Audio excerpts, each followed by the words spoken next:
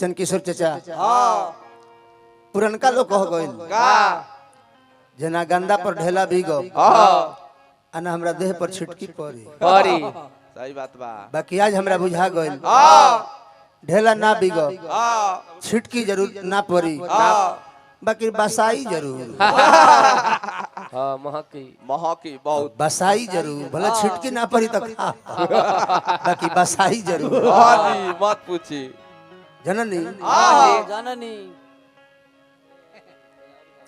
जाननी अब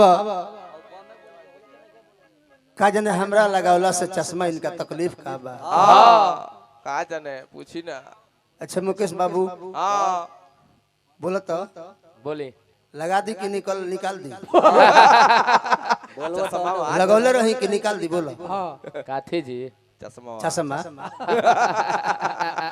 अरे पूछी तो चनकिशोर चाचा लगौले रही कि निकाल दी अब ना बोली है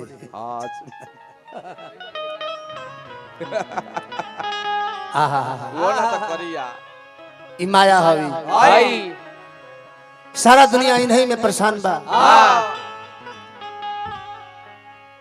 बड़ा बड़ा अरे बुरबक गवार लोके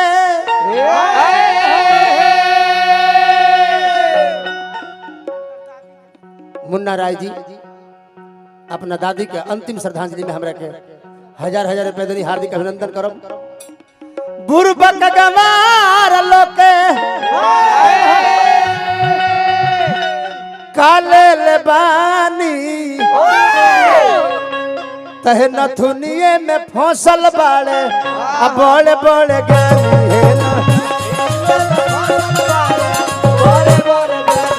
नथुनिए में फसल बाड़े बड़े बड़े ज्ञानी बुरबक गमार लोग काले ले बानी है नथुनिए में फसल बाड़े बड़े बड़े ज्ञानी है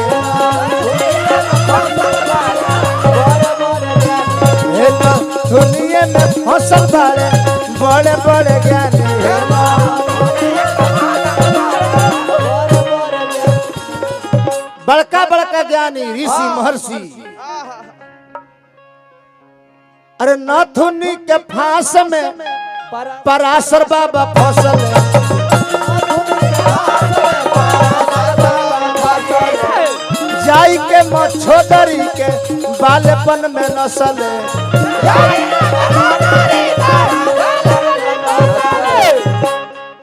पराशर बाबा नदी के किनारे गईले एगो 9 साल के लड़की नाई चलावत रहे कहले कि ये बचिया ए बुचिया तनी हमरा के ओह पर हेला ना दो हेला तो आ नाई पर बैठ के जब बीच में गईले तब बाबा के मन डोल गइल कहले कि हमरा के रति दान करो लड़किया कलश के बाबा रौरा लाज नहीं खेलागत हे उम्र में हमार उम्र का बा और उम्र का बा आए उम्र में रउआ कोहे में लाज नहीं खेलागत बाबा कमंडल से जल निकल मंत्र पढ़ के वो लड़किया के देहिया पर मार दिले 9 साल से 16 साल के हो गए कहले कि अब रति दान करो तारा खूब सुंदर पुत्र के प्राप्ति हुई कलश की बाबा ये दिन में ना होला रवा समझी रवा ज्ञानी हई बस कमंडल से जल निकाल के आ देखी मंत्र पढ़ के मरले उतना दूर में कुहा घेर ले उनके देन हो अपना मजा खातिर कुहा बनौले एक्सीडेंट हमनी के होता गाड़ी से जननी तब रतिदान कहले कि अब रतिदान कलो कि ना बाबा ना हम बसाता नहीं मौका नहीं हमार मलाह के लड़की हई हमरा देह में दुर्गंध बा फिर मंत्र पढ़ के कहले कि हम लगे सब के इलाज बा फिर मंत्र पढ़ के जल मरले मोह के लागल लड़की सुगंध आवेला लागल गुलाब जामुन तो नाथुनी के फांस में पराशर बाबा फसल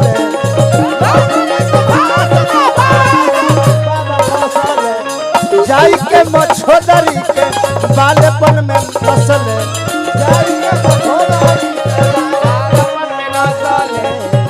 तो ऊ नहीं से जन्म लिहले श्री ध्रुव राय जी हाँ जी पुनः 51 रुपए दिले बानी, हार्दिक अभिनंदन बा। जय हो। अरे उन्हीं से जन्म लिहले व्यास मुनि ज्ञानी है, नथुनिये में फसल बाड़े अब बड़े बड़े ज्ञानी है, नथुनिये में फसल बाड़े बड़े बड़े ज्ञानी है।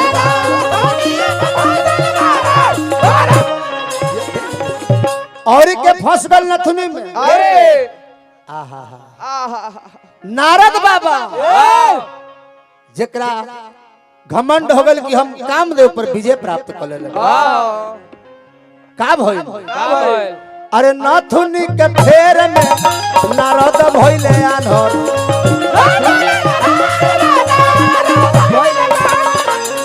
एही से त मुंह उनकर मिल रहे बानर।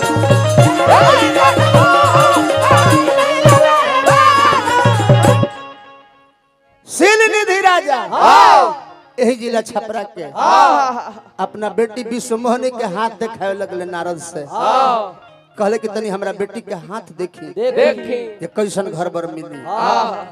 बाबा हाथ देखले तो हाथवा में लिख रहे कि इनका से जे बियाह करी वो अमर हो जाए। नारद जी सोचले कि हम ही कहे ना बियाह कर, अमर हो जाए, हम ही अमर हो जाए। स्वयंवर चाइल तो भगवान के लगे नारद गइले, कहले के बाबा ए बाबा हे विष्णु भगवान ए भगवान तनी अपन मुहवा हमरा के एक दिन खातिर चेहरवा अपन दे दी। दे दी। भगवान बुझ गनी, बानर के रूप दे देनी। आ स्वयंवर में गइले, जेने जेने माला लेके जाओ उन्हें अपन अपन मुड़िया करस। शंकर जी के दूगो गण रहलो, जय विजय, कहलो कि हे बाबा बियाह करे आइल बड़ो, एजा शीशा तो नहीं है, बाकी तनी अपन चेहरवा जाके पानी में देख लो। देख लो कैसन बाड़ो। पानी में देख ले, बानर के रूप रहे।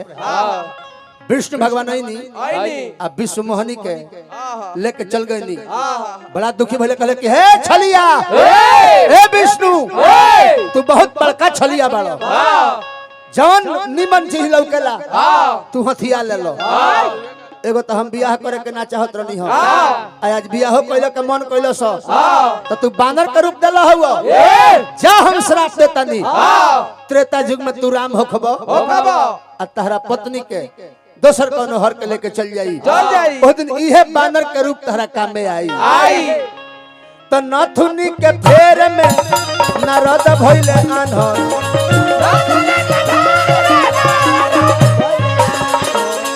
एही से तो मुंह उनका मिल रहे बानर।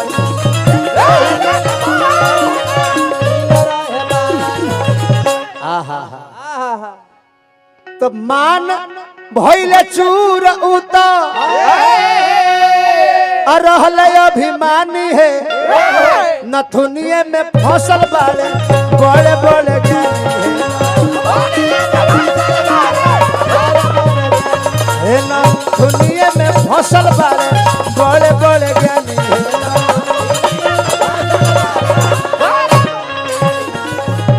और के नथुनी के फेर में दुर्योधन अझुराई,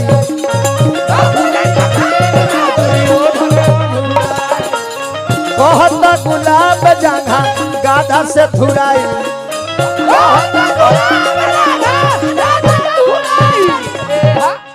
राजपाट तो जीतबे कइलस, पांचों पांडव सहित द्रौपदी के जीत लेलस। और तब दुशासन के आदेश दिलस कि जाओ पंचाली को ले आकर के नंगा करके हमारे जंघे पे बैठाओ। दुशासन ले आके लागल साड़ी घींचे, बाकी जकरा पर भगवान कृष्ण के कृपा बा ओकर केहू का बिगाड़ सकता। खींचत खींचत हार गइल। नारी बीच साड़ी है कि साड़ी बीच नारी है, बुझाइबे ना करे। जब हार गइल तब भीम खड़ा भइले, कहले कि रे दुर्योधन, जौना पंचाली के नंगा करे के प्रयास कैले है, आज हम क्रिया खातनी अपना गदा से मार के तोर जंघा ना तुरनी और तोरा छाती पर बैठ के अपना तोर खून ना पियनी, तो फिर हमारे भीम नाम ना। तो नथुनी के फेरे में दुर्योधन अझुराई,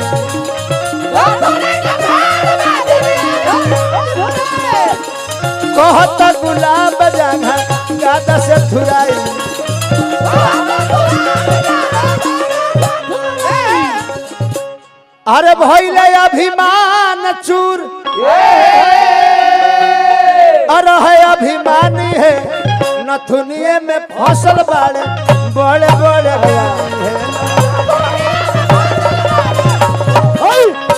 हे नथुनिए में फसल बाड़े बड़े बड़े ज्ञान